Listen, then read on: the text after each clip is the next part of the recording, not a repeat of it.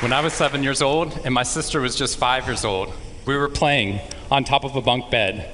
I was 2 years older than my sister at the time.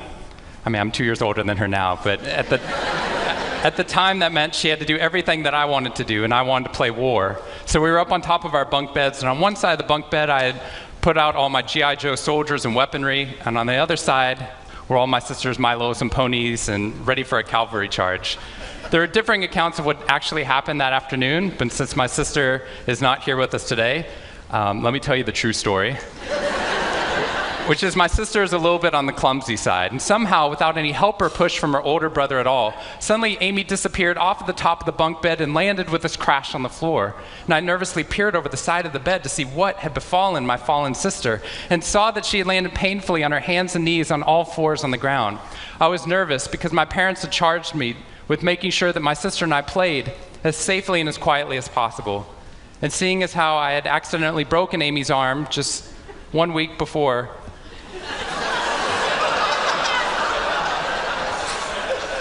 heroically pushing her out of the way of an oncoming imaginary sniper bullet,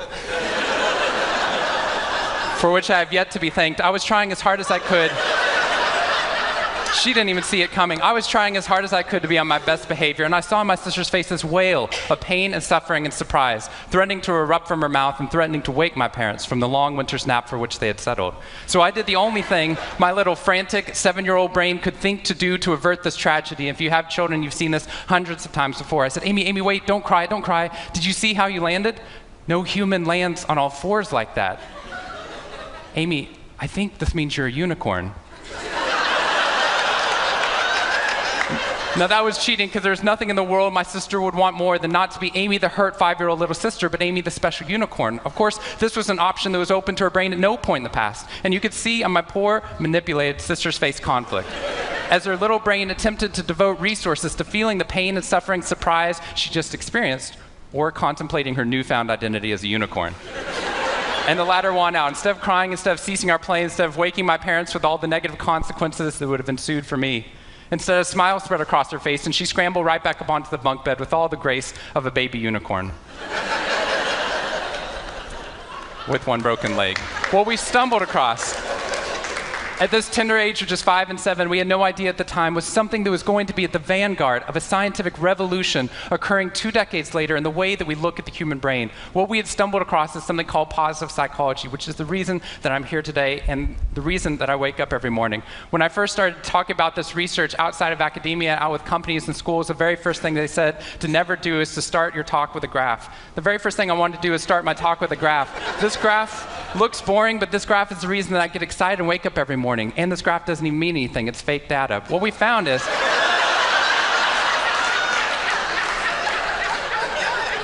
if I got this data back studying you here in the room, I would be thrilled, because there's very clearly a trend that's going on there, and that means that I can get published, which is all that really matters. The fact that there's one weird red dot that's up above the curve, there's one weird in the room, you know who you are, I saw you earlier. That's no problem. That's no problem, as most of you know, because I can just delete that dot. I can delete that dot because that's clearly a measurement error, and we know that's a measurement error because it's messing up my data. So one of the very first things that we teach people in economics and statistics and business and psychology courses is how, in a statistically valid way, do we eliminate the weirdos? How do we eliminate the outliers? So that we can find the line of best fit, which is fantastic if I'm trying to find out how many Advil the average person should be taking, too. But if I'm interested in potential, if I'm interested in your potential, or for happiness, or productivity, or energy, or creativity, what we're doing is we're creating the cult of the average with science. If I ask a question like, how fast can a child learn how to read in a classroom? Scientists change the answer to, how fast does the average child learn how to read in that classroom? And then we tailor the class right towards the average. Now, if you fall below the average on this curve, then psychologists get thrilled, because that means you're either depressed, or you have a disorder, or hopefully both. We're hoping for both, because our business model is if you come into a therapy session with one problem, we want to make sure you leave knowing you have 10. So you'll keep coming back over and over again. We'll go back into your childhood if necessary, but eventually what we want to do is to make you normal again. But normal is merely average. And what I posit, and what positive psychology posits, is that if we study what is merely average, we will remain merely average. That instead of deleting those positive outliers, what I intentionally do is come into a population like this one and says, why? Why is it that some of you are so high above the curve in terms of your intellectual ability, athletic ability, musical ability, creativity, energy levels, your resiliency in the face of challenge, your sense of humor? Whatever it is, instead of deleting you, what I want to do is study you. Because maybe we can glean information, not just how to move people up to the average, but how we can move the entire average up at our companies and schools worldwide. The reason this graph is important to me is when I turn on the news, it seems like the majority of the information is not positive. In fact, it's negative. Most of it's about murder, corruption, diseases, natural disasters, and very quickly, my brain starts to think that's the accurate ratio of negative to positive in the world. What that's doing is creating something called the medical school syndrome, which if you know people who have been to medical school during the first year of medical training, as you read through a list of all the symptoms and diseases that could happen, suddenly you realize you have all of them. I have a brother-in-law named Bobo, which is a whole nother story. Bobo married Amy the unicorn. Bobo called me on the phone from Yale Medical School. And Bobo said, "Shawn, I have leprosy." Which even at Yale is extraordinarily rare.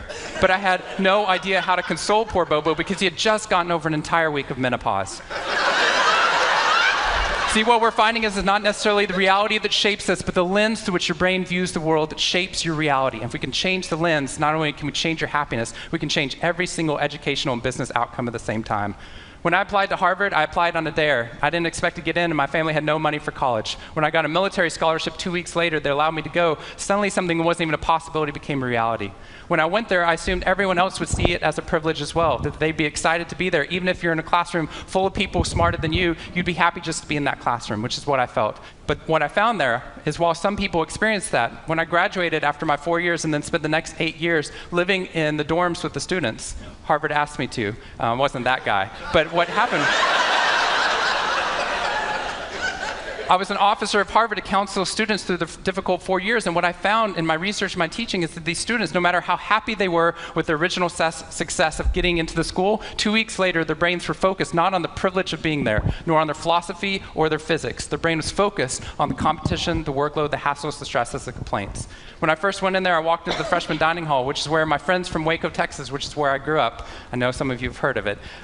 When they come to visit me, they look around, they say, "This freshman dining hall looks like something out of Hogwarts from the movie Harry Potter," which it does. This is Hogwarts from the movie Harry Potter, and that's Harvard. And when they see this, they say, "Shawn, why do you waste your time studying happiness at Harvard? Seriously, what does a Harvard student possibly have to be unhappy about?" Embedded within that question is the key to understanding the science of happiness. Because what that question assumes is that our external world is predictive of our happiness levels. When in reality, if I know everything about your external world, I can only predict 10% of your long-term happiness. 90% of your long-term happiness is predicted not by the external world, but by the way your brain processes the world. And if we change it, if we change our formula for happiness and success, what we can do is change the way that we can then affect reality. What we found is that only 25% of job successes are predicted by IQ. 75% of job successes are predicted by your optimism levels, your social support, and your ability to see stress as a challenge instead of as a threat. I talked to a boarding school up in New England, probably the most prestigious boarding school, and they said, "We already know that." So every year, instead of just teaching our students, we also have a wellness week, and we're so excited. Monday night, we have the world's leading expert coming in to speak about adolescent depression. Tuesday night is school violence and bullying. Wednesday night's eating disorders. Thursday night is illicit drug use. And Friday night, we're trying to decide between risky sex or happiness. I said that's most people's Friday nights.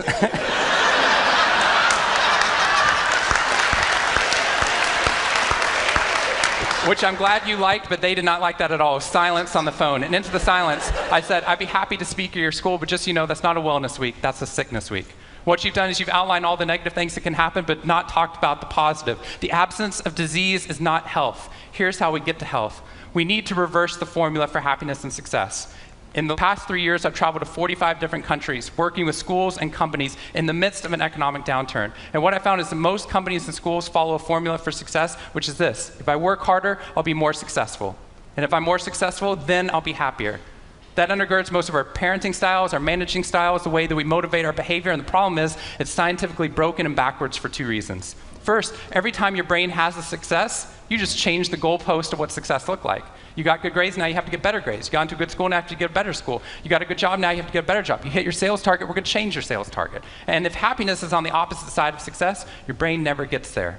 What we've done is we've pushed happiness over the cognitive horizon as a society.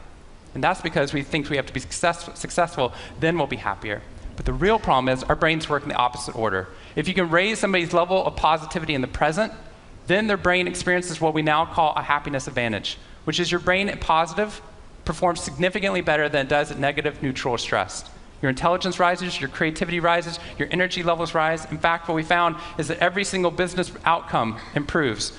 Your brain at positive is 31% more productive than your brain at negative, neutral, or stressed. You're 37% better at sales. Doctors are 19% faster, more accurate at coming up with the correct diagnosis when positive instead of negative, neutral, or stressed, which means we can reverse the formula. If we can find a way of becoming positive in the present, then our brains work even more successfully as we're able to work harder, faster, and more intelligently. What we need to be able to do is to reverse this formula so we can start to see what our brains are actually capable of. Because dopamine, which floods into your system when you're positive, has two functions. Not only does it make you happier, it turns on all the learning centers in your brain, allowing you to adapt to the world in a different way. We've found that there are ways that you can train your brain to be able to become more positive. In just a 2-minute span of time, done for 21 days in a row, we can actually rewire your brain, allowing your brain to actually work more optimistically and more successfully. We've done these things in research now in every single company that I've worked with, getting them to write down 3 new things that they're grateful for 21 days in a row, 3 new things each day. And at the end of that, their brain starts to retain a pattern of scanning the world not for the negative, but for the positive first. Journaling about one positive experience you've had over the past 24 hours allows your brain to relive it. Exercise teaches your brain that your behavior matters. We find that meditation allows your brain to get over the cultural ADHD that we've been creating by trying to do multiple tasks at once, and allows our brains to focus on the task at hand. And finally, random acts of kindness or conscious acts of kindness. We get people, when they open up their inbox, to write one positive email praising or thanking somebody in their social support network.